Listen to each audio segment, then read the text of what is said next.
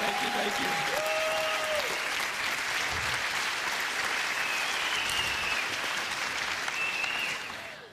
All right. Men's brains, women's brains. Women's brains think give, give, give, give, give, give, give, give, give. They just love to give. They're happiest when they're giving. You get a bunch of women together and they're all giving to each other. Oh, I love your hair. I love your shoes. I love your outfit. Oh, they just love it. Now, men's brains are a little different. Men's brains think take, take, take, take, take, take, take, take, take, take, take, take, take, take, take, take, take. And you get a bunch of men together, and we insult each other. We do. You're fat. You're ugly. You smell. Thanks, man. You know, I mean, that's... So if women love to give, and men love to take, which way do you suppose the give and take goes in most relationships? That way. Women think the answer is to give more. If they give more, it will inspire him to give back. Ain't gonna happen. All right? You've got to learn, girls, that if you're going to be truly happy, you're going to have to learn how to take in your relationship. And women are fundamentally very uncomfortable in taking in their relationships. They just love to give, give, give, give, give, give, give. But you'll give yourselves to death. A lot of you just burn yourselves out. It's not unusual to have a woman and her husband come into my office and, you know, she's been married, they've been married for 25 years, and she says, I've given and given to that man. I have nothing left to give. You ever hear a woman say that? I have nothing left to give. They're burnt because they've just given so much. Then you look at the husband and he goes, I thought we had a good marriage. Because it's been great for him. She's given, he's taken, this rocks. All right? So now, girls, I'm going to show you how you can take advantage and change that flow in your relationships. I'm going to show you how you can get a man to do what you want him to do. All right? Now, when I first say that, all the girls go, yes. And all the boys go, you sold me out, man. You sold. But be cool, because the guys like this part. It's the women who hate it. I get more static from women over what I'm about to tell you because fundamentally they hate taking in relationships. They think that he should just, you know, just give on his own. He should just give. You know, they're hoping, you know, when I say get a guy to give to them, they're hoping I'll say, bad guy, bad, bad, bad. You need to give more. And that's what a lot of these people do in some of these seminars. They beat up on guys. You need to be more. No, the real key, I mean, I think we've established it doesn't work, okay? The real key is to change the woman's perspective and empower you because you, in fact, have the power to change this. But a lot of women have been so affected by over-romanticized concepts in marriage that they don't understand this. They really think that if he really loved me, this would all just happen automatically. If he really cared about me, you know, la la la la la la la la la la. A lot of women really struggle with this concept because they tend to live in this false romantic fantasy land.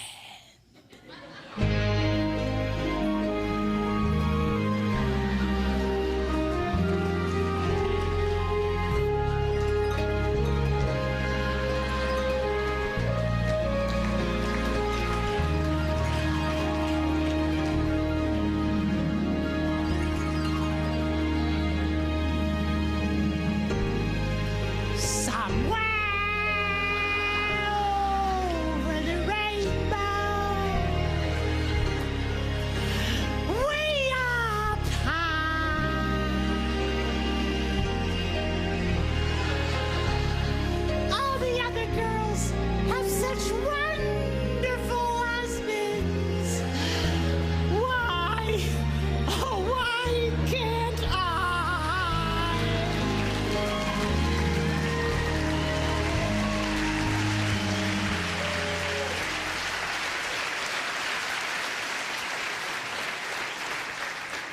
Girls, you can either sit around with your hearts broken all the time, or you can do something about it. And I'm going to show you what you can do. 4 simple steps, how you can change this dynamic of give and take in your relationships. Okay, y'all ready?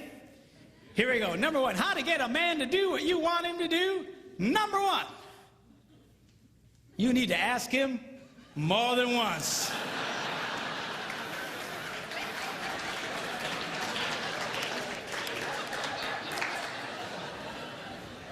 Asking a man to do something once is like never having asked him to do it at all. Why is that? Men are always in such a take mode. We're constantly take. We compete taking. We're in business taking. We're just take.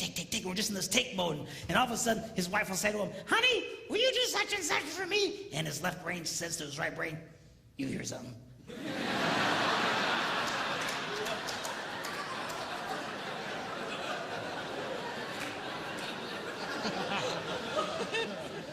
His right brain goes, nope.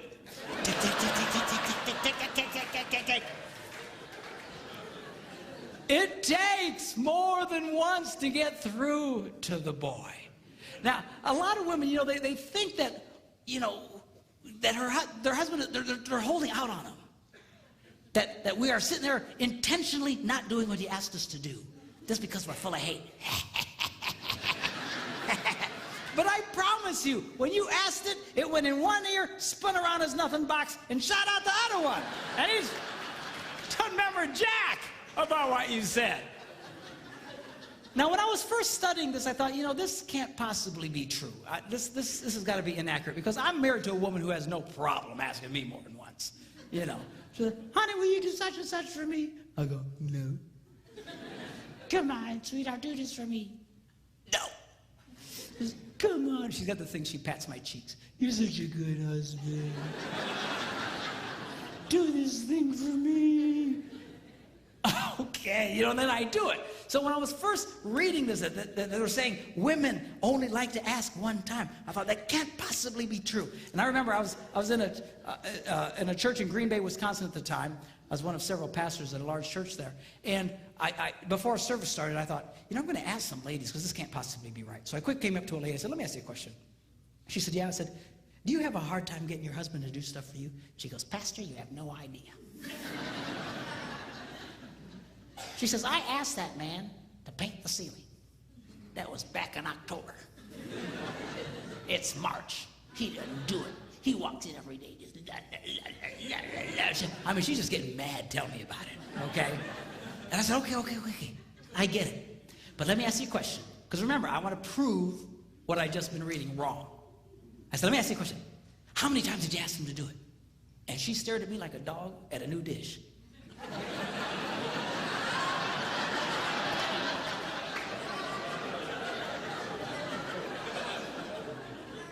She said, once. I was stunned. I says, why wouldn't you ask him more than once? She says, I shouldn't have to. I said, you might want to try that. I got away from her. Went to another woman. I said, come here. And she says, what? I said, let me ask you a question. Do you have a hard time getting your husband to do stuff for you? She says, Pastor, you have no idea. She says, I will ask my husband, honey, put away the laundry, and I'll stick it right in the middle of the living room. And he didn't do it. He just walks right over the top of it. He just walks around it. It'll sit there for a month. And she asked me with all seriousness, she said, Pastor, can't men see laundry?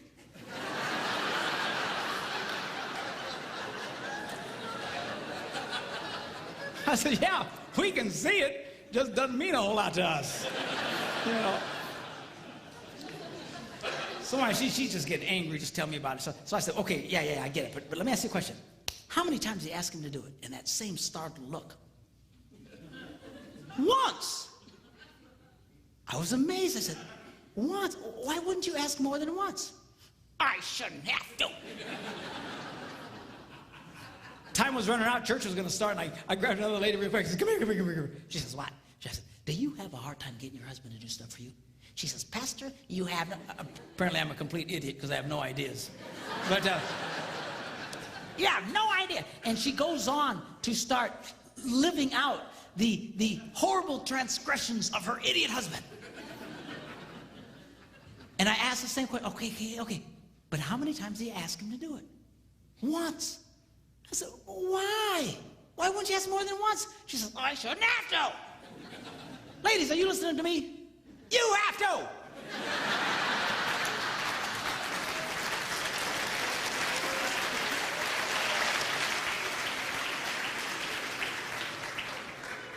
To just get mad and madder and madder and having a cow over nothing. He doesn't even remember what you said. You're thinking about it. But then I learned something. The reason women find this so offensive is because really, they don't want to ask the first time. It's true, you little sinners.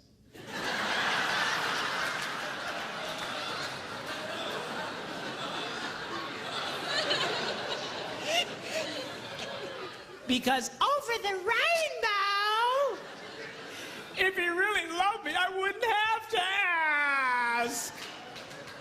Well, come on. Just ask him again. Ask him again. What's the big crime here? You know what it is you resent the fact that he's resistant to do it, because not only do you want him to do it, you want him to want to do it. You do.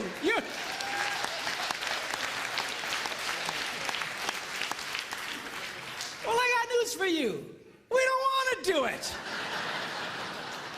We're never going to want to do it. If we wanted to do it, we'd have done it already. What do you care about the internal motivations of his heart? Stop! So he does it. I'll finally do something my wife wants me to do. I don't want to do it. I say, I'll do it. And she just... because she's getting something out of me.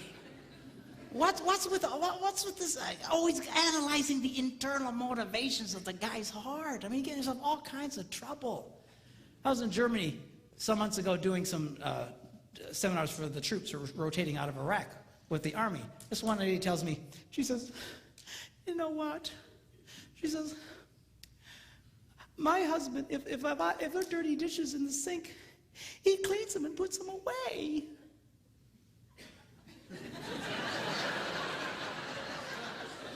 I go, yes, and? She said, well, I asked him, why do you do that?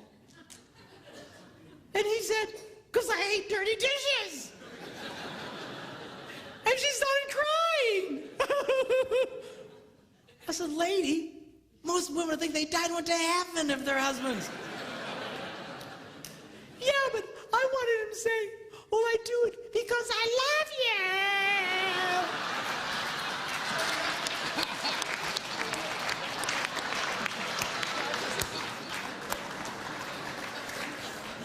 Who cares why he does it?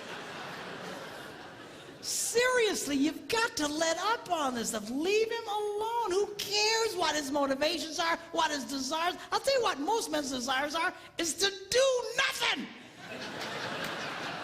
Okay, have we established that? So get him doing stuff for you. Who cares why he wants to do it in his heart? Number 2, you need to ask him the right way. Now, what does that mean? That means don't insult the boy. A lot of women think they can use insult as a way to motivate a man. Like, what are they smoking? What is... not gonna work. What's the matter with you? You some kind of idiot. What's the matter with you, a man? Can't you do... What's the matter with you? Can't you pick up the laundry? No, I can't. Don't insult. Do you know why women do that? Because it would work on them. If you insulted a woman, if you embarrassed a woman, she would change. She would do something about it. But you embarrass a guy, you insult a guy, we don't care. We just become more resistant. He's not a woman. Okay? Don't insult the boy. Insult is not a motivator for a man. All right? Number 3, you need to train him with positive reinforcement.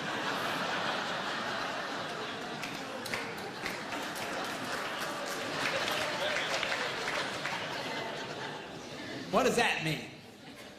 Well, training a man is kind of like training a chimpanzee. If the chimp does what you want, you give him a reward.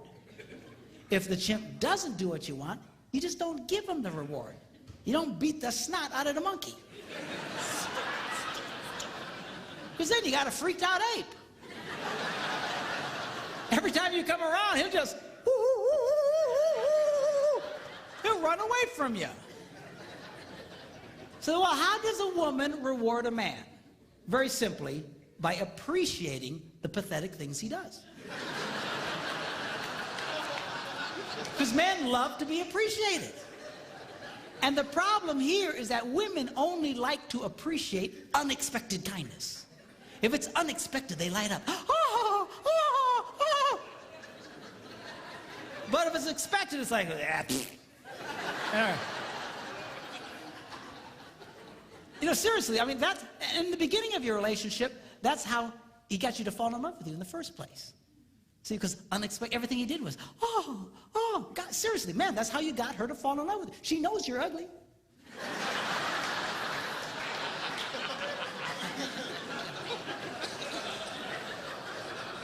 How do you think you got such a beautiful woman like that? Because you were nice to her and everything was,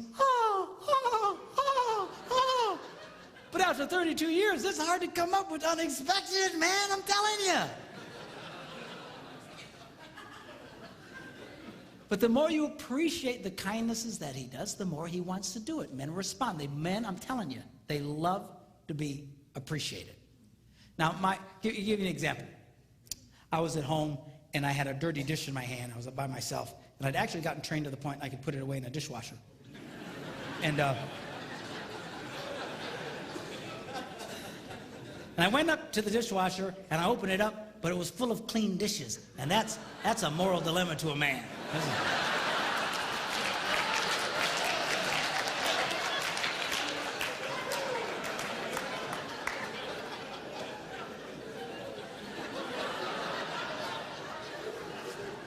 So it finally dawns on my little brain, empty the dishwasher.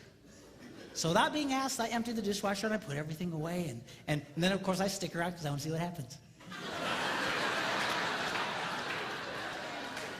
Why? Because I love to be appreciated. So my wife comes home. She's la, la, la, la, la, la, la. She goes over to the dishwasher and goes, "Ha! You emptied the dishes." And she goes, "You're such a good husband." and I eat it up.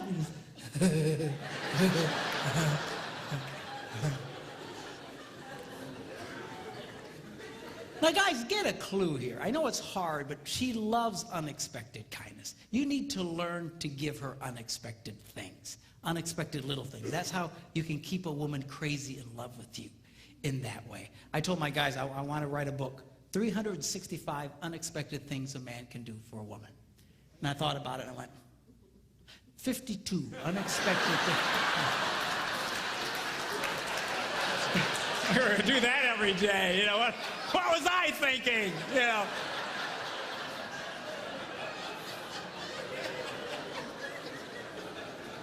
Because they light up. They light up. You know, some time ago when I was first doing this, I couldn't afford to take my wife with me. And so I was doing a lot of traveling by myself. And I was at a grocery store or gas station. I was paying for the gas, and I saw one of these rack of greeting cards. And this one caught my eye. It said, "My favorite place to be is wherever you are." And I thought, oh, I should get that. How much is that?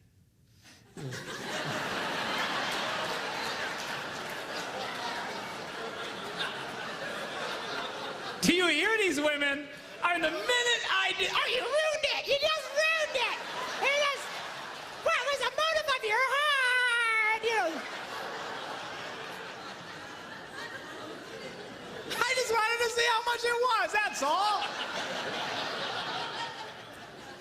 There's something wrong with y'all. Anyway, so $1.50, I went, okay, $1.50, I can do that. So I paid $1.50 and I signed it, I took it home and I put it in the kitchen.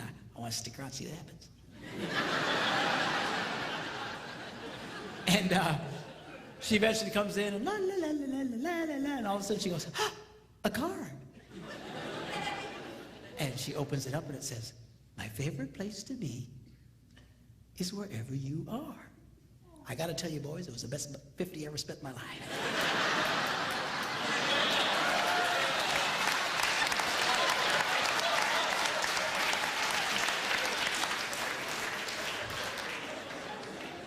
But we'll talk more about that tomorrow. Okay, now. Number 4, barter with him. Now, how does that work? Very simply, you become aware of something he wants to do. You know you got something you want him to do for you. And you just say to him, honey, would you like to do this thing you would like to do?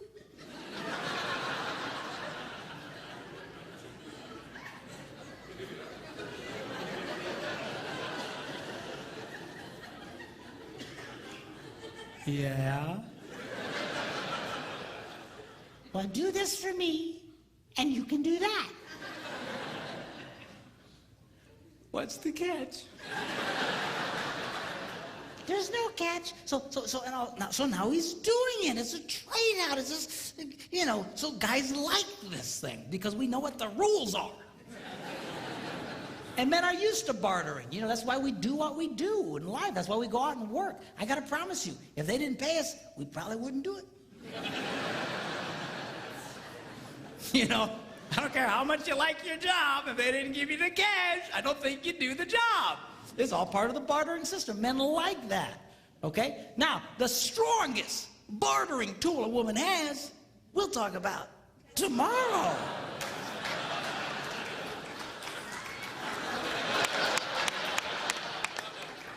Oh, that's terrible. I had one lady say to me, doesn't that make me a prostitute?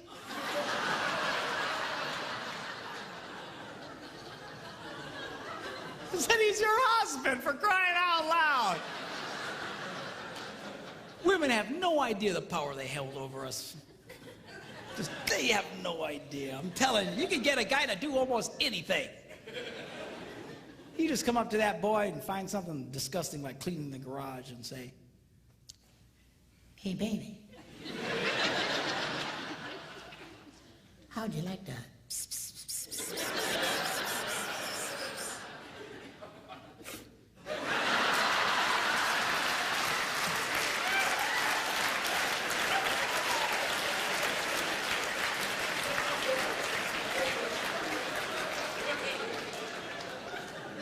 Why, yes, I would. Well, I'll tell you what. You go clean the garage, and then come and find me. Man, you got yourself a motivated boy.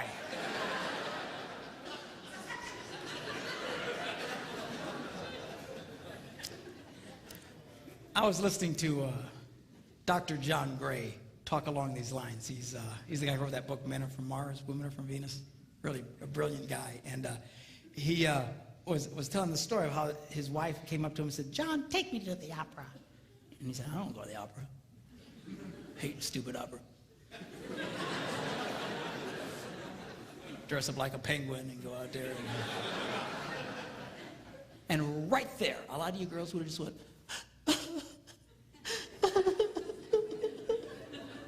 I think I'll eat worms and die.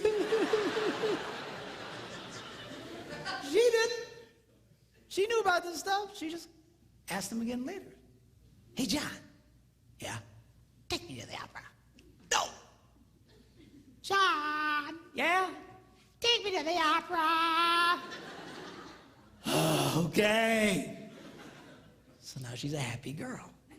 Now he's all dressed up like a penguin, taking her to the opera, and right there a lot of you girls would go, where's my stupid husband to take me to the opera? You got such an... seriously, a lot of you girls, you envy other women's husbands because they're always doing things. But you don't understand. Women who get their husbands doing this stuff know exactly what I'm talking about. They do this all the time. You sit out with your heart broken because he won't do these things. You think he should just cosmically do them on his own. I mean, somewhere for the rainbow. So he takes her to the opera, endures this mind-numbing experience. On the way home, she's holding his hand, just lit up. And he says, when we got home, I pulled into the garage. As soon as the garage door closed, she reached over and grabbed me and made love to me right in the car in the garage. I assume they weren't driving a subcompact.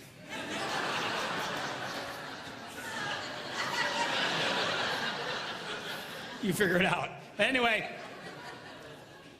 So anyway, the next morning he gets up early and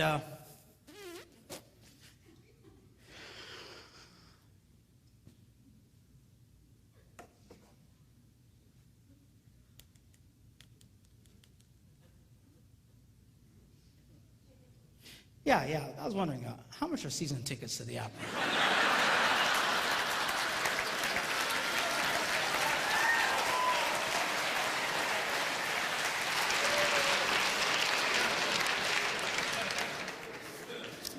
Men's brains, women's brains. Women's brains, they don't think very highly of themselves.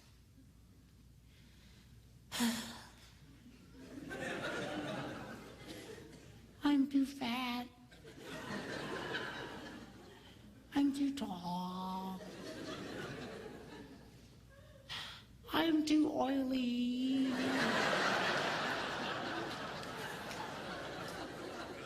La, la, la, la, la. Now, men's brains, we think very highly of ourselves. We love us.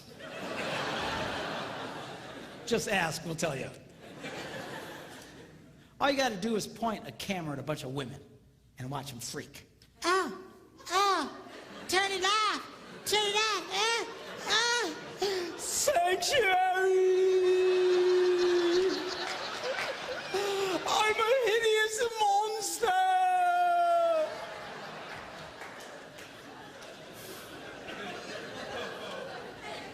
Point a camera at a bunch of guys, what do you get?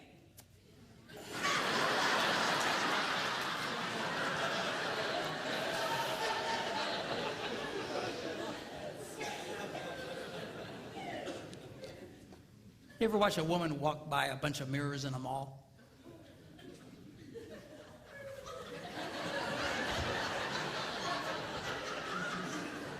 You ever watch a guy?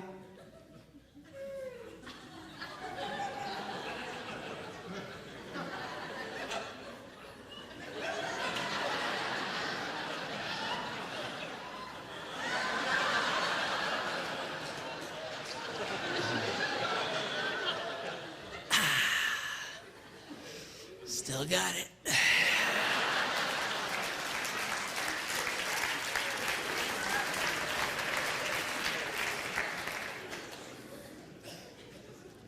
A lot of women, they can be such a drag because their husbands try to be nice to them and compliment them and be, nah, don't say that, nah, I'm ugly, nah. And you know, why do you do that?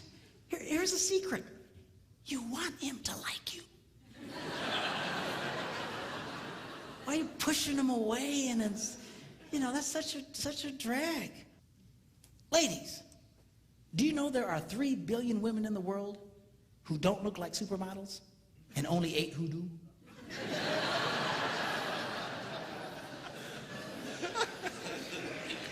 Are you seeing a pattern there? Do you know Marilyn Monroe wore a size 14? Not too many guys going, oh, I don't know, she's a little chubby, I think, for me.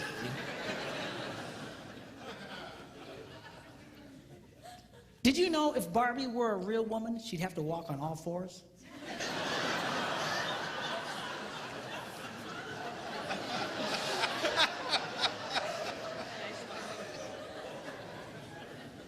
Explain it to her later, okay?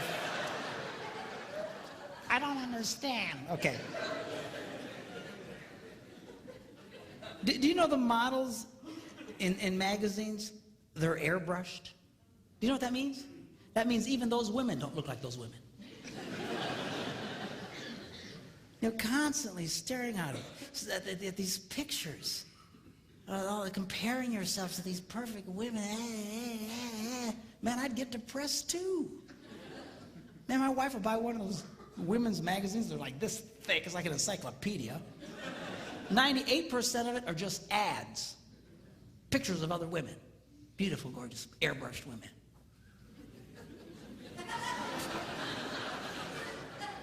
Good night. Do you know 1 out of every 4 college-age white girls has an eating disorder? Can I be politically incorrect here? You know who really has a problem in this area? You white women. It's a documented fact. Women of color generally don't have this problem. You ever see Hispanic women? They walk around like they own the world.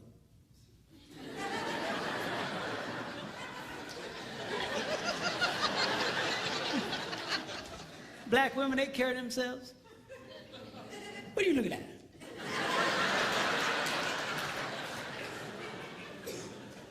Typical white woman. I mean, come on. I was watching this movie with Steve Martin and Queen Latifah. You see this movie? She's like the hot babe in this movie. She's a healthy girl, Jack.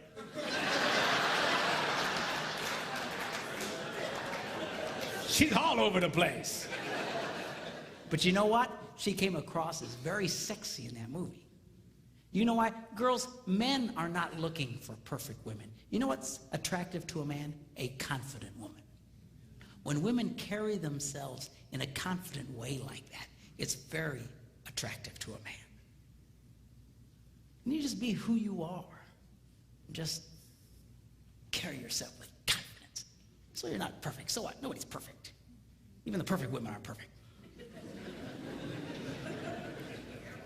Now tomorrow, I'm going to be sharing with you when we do our little talk about sex. I'm going to be reading from one of the most amazing books. It's one of the most ancient books about sex. And it's in the Bible. It's called the Song of Songs, or the Song of Solomon.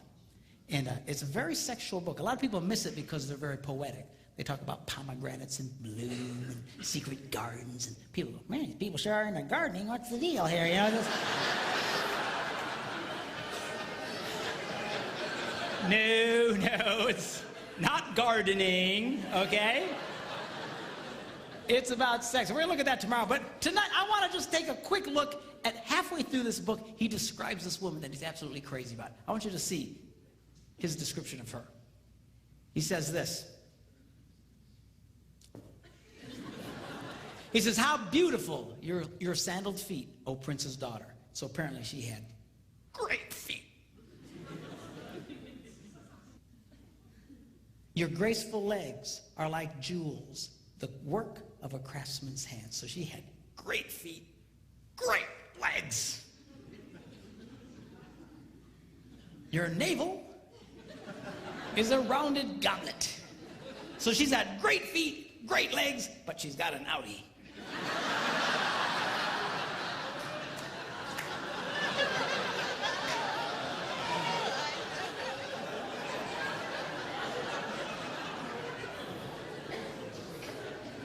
Your waist is a mound of wheat. So she's got great feet, great legs, outie, and a potbelly thing happening.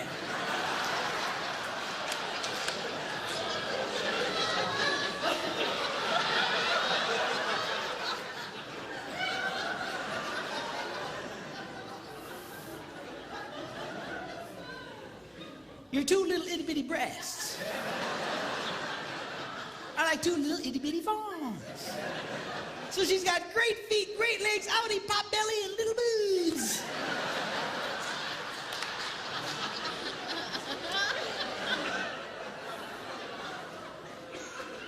Your neck is like an ivory tower.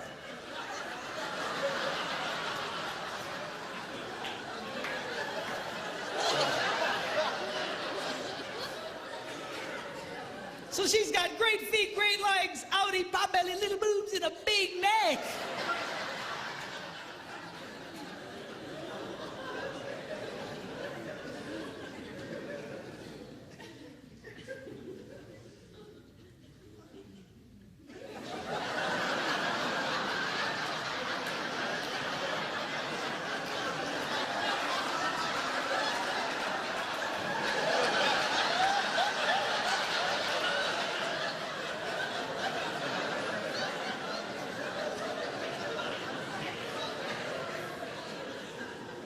Your nose is like the Tower of Lebanon. In fact, I think they can see it from Lebanon. So she's got great feet, great legs, outie, pot belly, little boobs, big neck, and a huge snaz.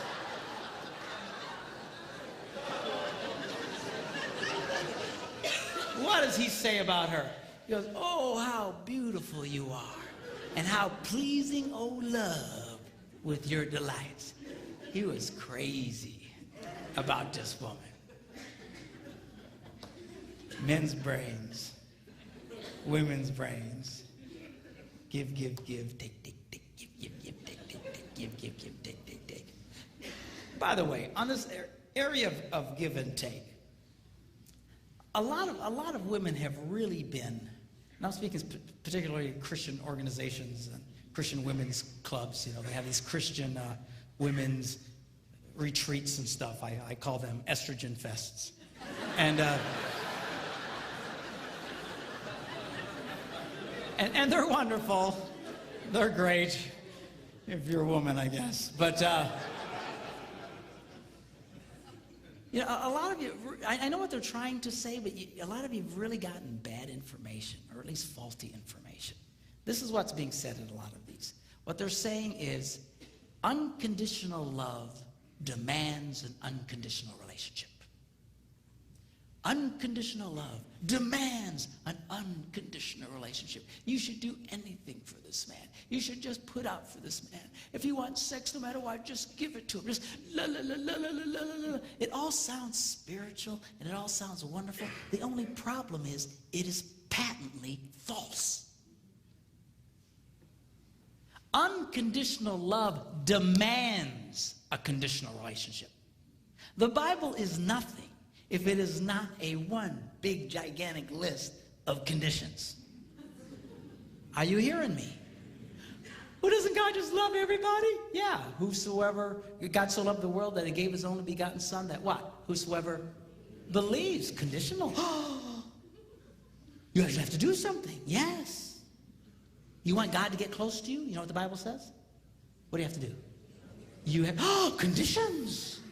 You have to, the whole thing is unconditional. I'm sorry. Yeah. An unconditional relationship will destroy your marriage.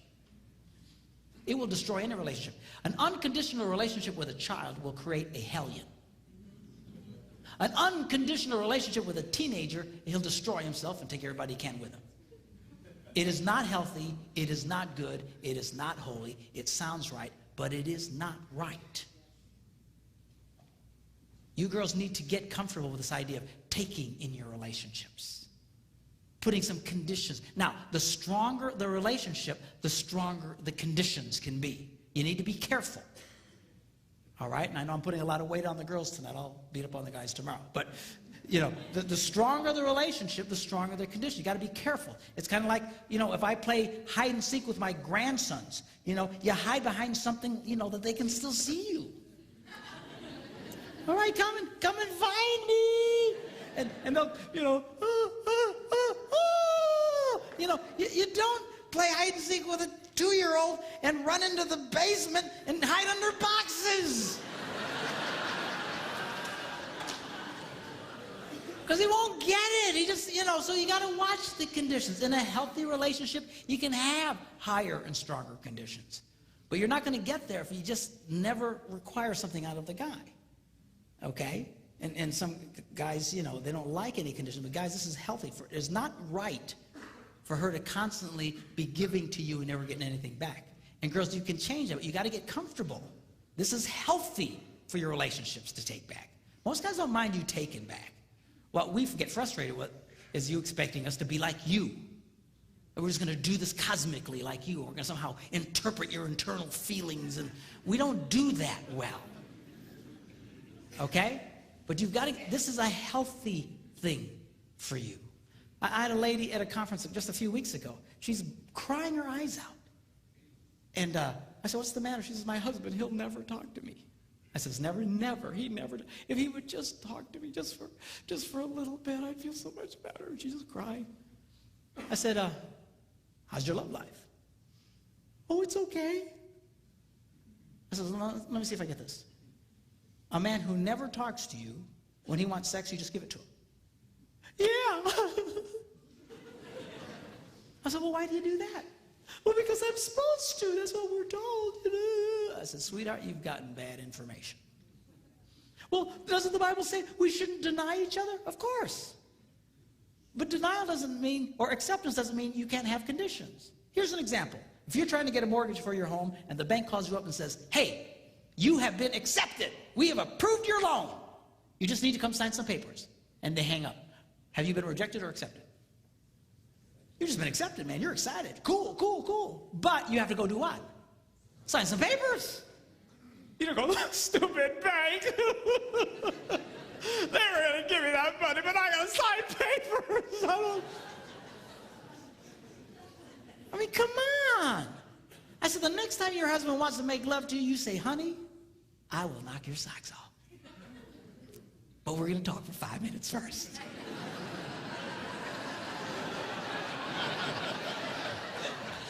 That's fine. That's healthy.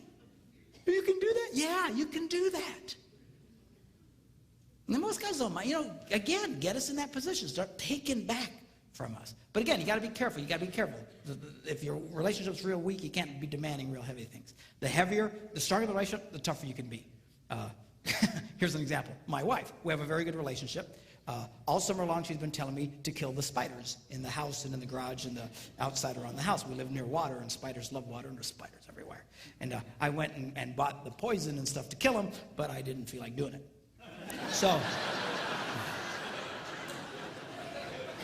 So she was on me for weeks about killing the spiders. Yeah, I'll do that. Yeah. So finally, she walks in one morning, and she just is happy as can be, and everything's good. And she says, oh, by the way, no more sex until you kill the spiders.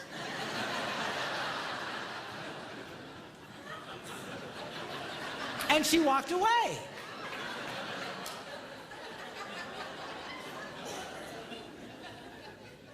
Well, the first day, I didn't kill any stupid spiders.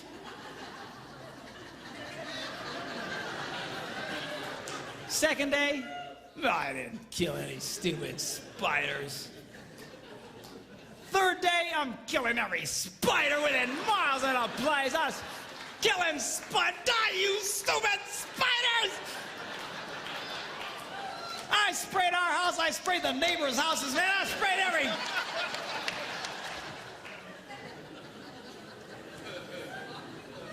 Did I want to do it? No.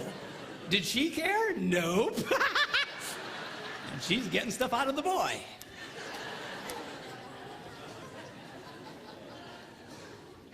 Men's brains, women's brains. In closing, I want to talk to you about how men's brains and women's brains are portrayed in movies. You have guy flicks and you have chick flicks.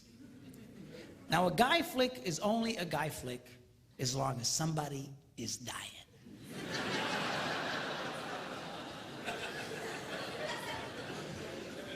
And the more horribly they die, the more we love it. You know, some guy gets his head chopped off, we go, oh, yes! Dude, rewind that, man. This is,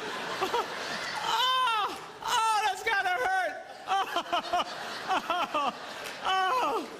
Play it again, man. We love it. And you know what? This appeals to all men of every culture around the world.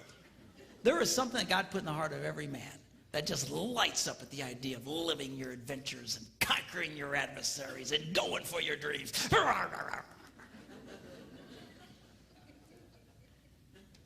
You see it even in the smallest of boys. You girls that have little boys, you know what I'm talking about. They're always doing something dangerous. Stop that! Stop that! You're going to poke your eye out! That's the point, Mom. If you can't lose an eye, what's the point of playing?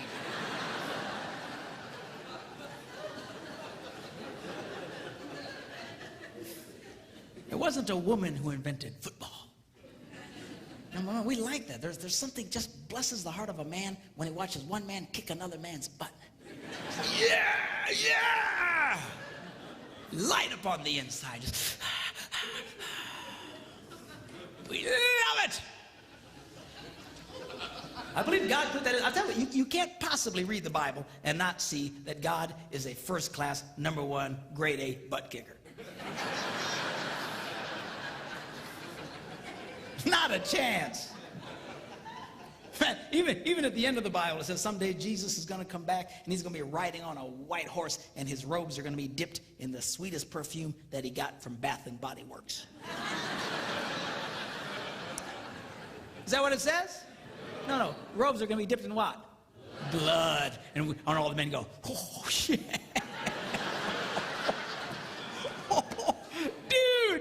Dude, blood. That means somebody's going to get their butts kicked. We love it. Now, women's movies, chick flicks, are a little different. Chick flicks are about connecting the wires.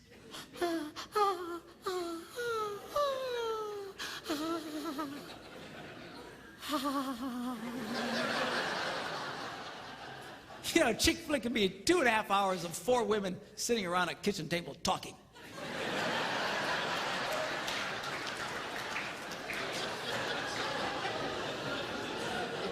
And she'll be watching it going,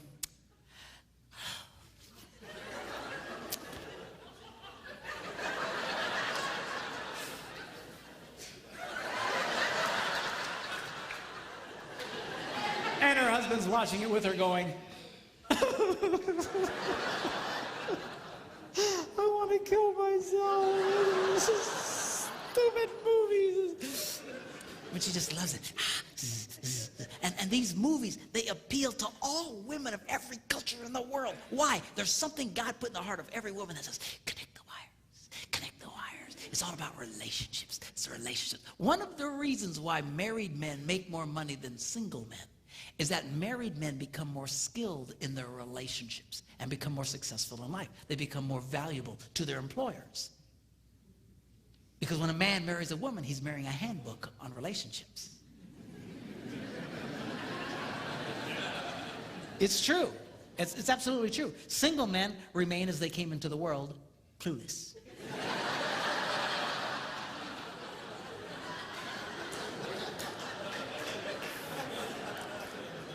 Married men get feedback and they start learning, but you got to listen to her. No, we don't like listening to you. I got to be honest with you. Yeah. I'll come up with some great plan and my wife will say, better not do that. Oh, woman, what are you talking about? I'm telling you, it's a bad idea. Oh,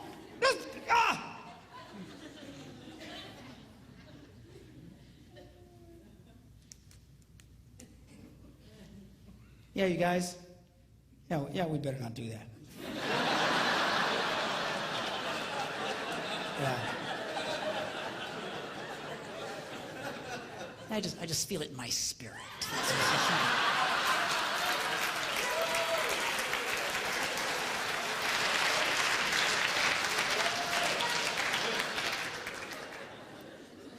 Now, as different as the chick flicks and the guy flicks are from each other, there is one theme they both share that is the same, and that is this: the hero always goes back for the girl. You see it in the guy flicks, man. They're just fighting their battles, and they're on the edge of victory, and suddenly the hero starts to pull back, and his men say, where you going? And he says, going without me, boys. Ugh, I got something I gotta do.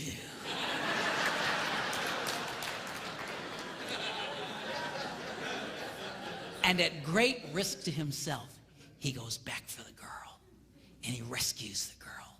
And guys watch that on the screen. We go, yeah. Women have the same theme. The boy always comes back for her. I was watching this chick flick, Jerry Maguire. Have you seen this one? And in this movie, they'd broken up, and finally he wins the big contract, and he realizes it doesn't mean anything because he doesn't have her.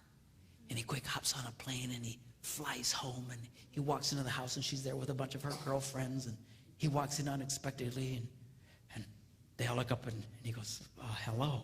And she says, what are you doing here? And he starts to explain to her that he had finally succeeded and gotten everything he dreamed of, but it meant nothing without her.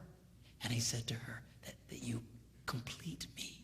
And she goes, you had me at hello. And all the girls see that, and they all go, oh, yes, yes, yes, yes. All I'm saying to you boys is this. Do what's in your heart. Live your dreams. Live your adventures. Overcome your obstacles. Do what you gotta do. Just don't forget about the girl. I've never met a man who was a financial success and who had lost his family who ever said to me, you know, it was worth it. It's never worth it. Don't be like Adam. You remember Adam in the Garden of Eden? Women say, where would you be without women? I say, Garden of Eden. But,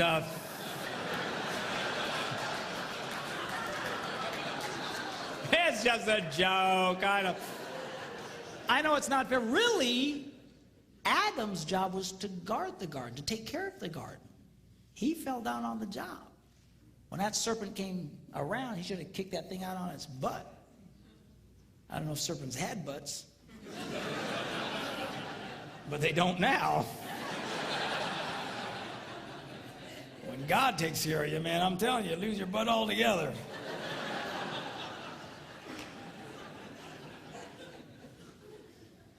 But you know what happened?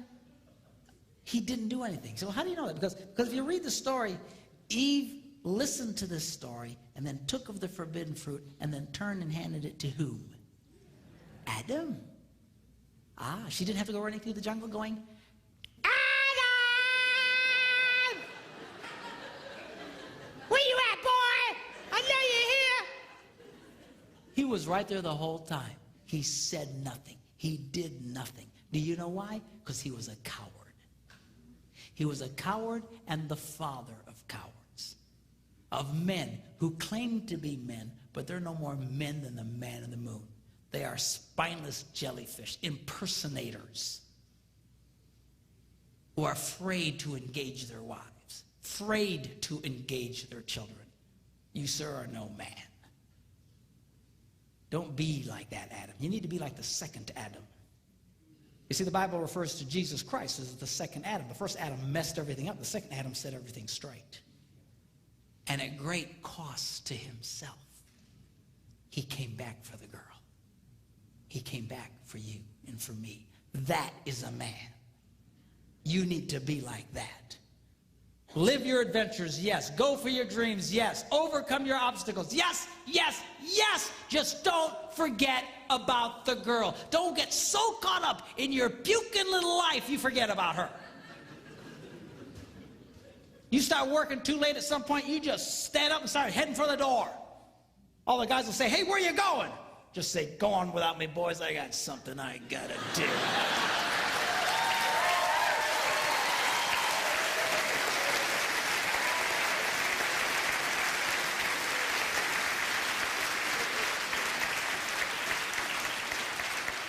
And then go back for the girl, surrounded in the camp of the enemy by wild monsters. You mean like in the movies? No, I mean your children.